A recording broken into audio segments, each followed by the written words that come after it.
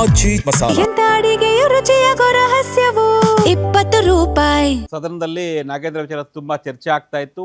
ಚರ್ಚೆ ಆಗಿ ಬಿಡ್ಲಿಲ್ಲ, ಬರೀ ಗಲಾಟೆಯಲ್ಲೇ ಮುಗೀತು ಅಧಿವೇಶನ. 2-3 ದಿನ ಮುಂಚೆನೆ ಮುಗಿಸ್ಬಿಟ್ರು ಅಂತ.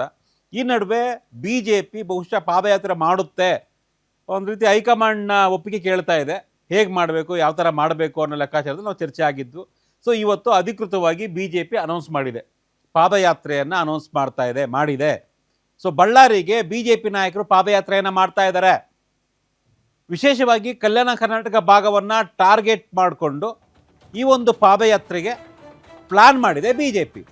ಒಂದು ರೀತಿ ಗೊಂದಲ ಇತ್ತು, BJP ಪಾದಯಾತ್ರೆಯನ್ನು ಮಾಡಬೇಕಾ ಬೇಡವಾ, ಅಥವಾ ಮಾಡಿದ್ದೇ ಆದರೆ JDS ಜೊತೆಗೂಡಿ ಮಾಡಬೇಕಾ, ಯಾರ ನಾಯಕತ್ವದಲ್ಲಿ ಮಾಡಬೇಕು ಅನ್ನೋ ಒಂದು ಸಣ್ಣ ಗೊಂದಲ ಇದ್ದೇ ಇತ್ತು. ಯಾಕಂದರೆ BJPಯ ರಾಜ್ಯಾಧ್ಯಕ್ಷ ವಿಜಯೇಂದ್ರ ಇದ್ದಾರೆ. ವಿಜಯೇಂದ್ರ ಅವರ ನಾಯಕತ್ವದಲ್ಲೇ ಹೋಗಬೇಕಾ, ಅಥವಾ ಹೈಕಮಾಂಡ್ ಒಂದು ರೀತಿ ಅಡ್ಗೋಡೆ ಮೇಲೆ ದೀಪ ಇಡ್ತಾ ಇತ್ತು ಎಲ್ಲ ವಿಚಾರದಲ್ಲೂ ಕೂಡ.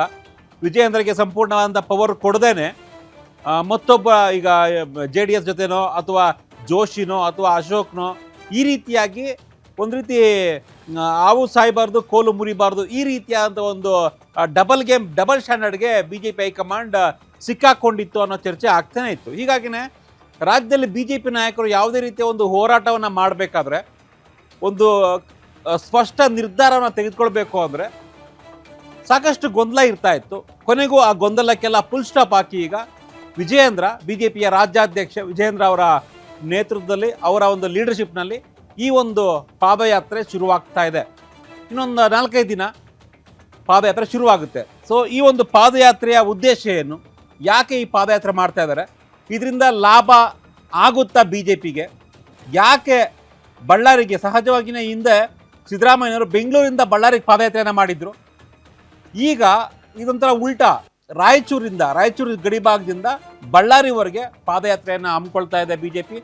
ಯಾಕೆ ಏನು, ಬನ್ನಿ ಒಂದು ಬ್ರೇಕಿಂಗ್ ಇದೆ ನೋಡೋಣ.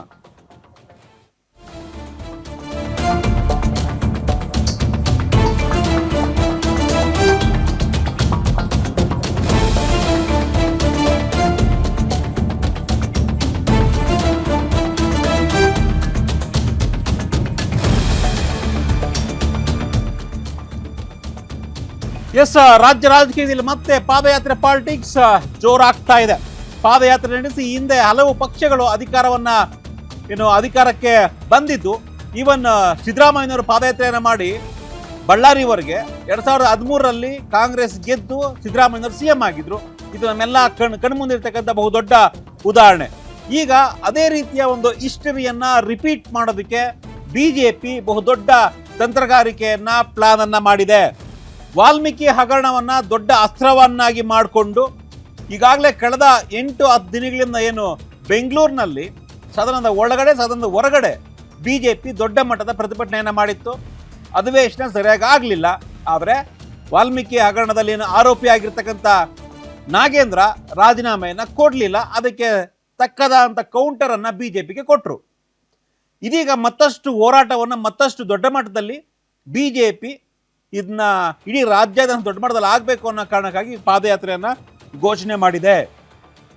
ಈ ಒಂದು ಪಾದಯಾತ್ರೆ ಒಂದು ರೀತಿ BJPಗೂ ಕೂಡ ಬೂಸ್ಟ್ ತರಬಲ್ಲದು ಅನ್ನೋ ರೀತಿಯಾಗಿ ಚರ್ಚೆ ಆಗ್ತಾ ಇದೆ.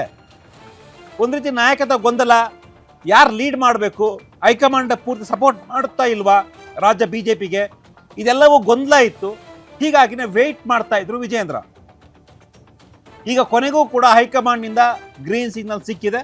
ಹೀಗಾಗಿ ಪಾದಯಾತ್ರೆಯನ್ನು ಅನೌನ್ಸ್ ಮಾಡಿದ್ದಾರೆ.